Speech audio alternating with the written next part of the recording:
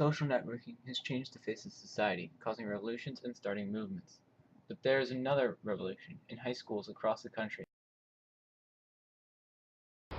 Behind these walls, Facebook is changing the way students live and learn. Just ask.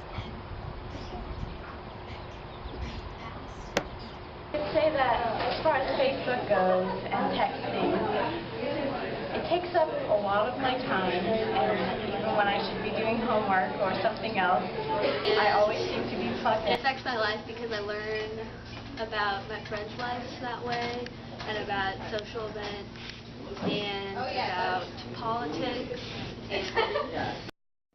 There also are negatives to this Uber connection, as seen by teachers.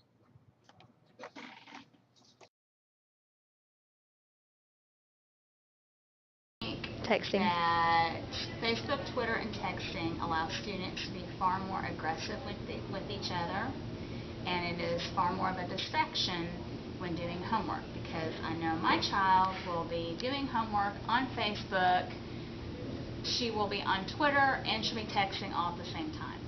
And I know that in the days gone by, if I had a disagreement with someone, we might talk about it, or it might be over, but now I go home and I post something nasty on that person's wall, and then she posts something nasty to me, and then it gets blown out of proportion. So I think it starts rumors, and I think things get blown way out of proportion. There are also those who feel social networking can be used as a tool, such as Mr. Madsen. Social networking has some pros and some cons in the world of education, and I guess the biggest con is increased liability.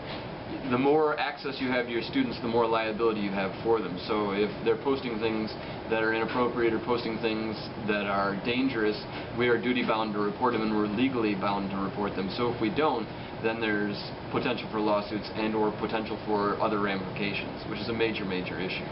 And we actually have to sign a form that says we understand this if we're going to be participating in things like Facebook or other things. So I think that that scares a lot of people off. But there's a lot of other potential good to be had, which is if you see these things and report them, then obviously that's one more way that you've prevented something from happening or helping a kid. So that's huge right there. Other pros, like one of the biggest things when we first started doing the social networking, is I can kind of keep track and keep in touch with old students, which really helps me with current students in terms of getting feedback on what needs to change or feedback on schools. So if I know somebody's going to Purdue, I can say, oh, I know so-and-so at Purdue. When you go to visit there, why don't you make sure you meet with them and talk to them, because they can give you a real good feel for what it's like being at that school after having been at this school, which is really, really useful, and I would think that the guidance office would do that more than they do. The other pro for me has been for classes like my AP class. I'll set up a group on Facebook, for instance, and then I can communicate with everyone at once, all 3 sections of my AP classes, and if anyone has any questions they can ask me. Even when I'm not at school, I'm more likely to check Facebook than my work email, which I never check when I'm not at school. And even if I can't answer it, somebody else in the class can answer it, and then instead of 50 people asking the same question, 50 people can read the question and be answered once, and that saves me a lot of time, and it saves everybody a lot of time. And then I can also just give out materials, post materials, documents to the group, and then people can download that, which I would like to do more of for the future. So there's a lot of good, a lot of potential bad as well, and you just have to balance that out. As we can see, there are both positives and negatives to this new way of communication, but the key is how we use it.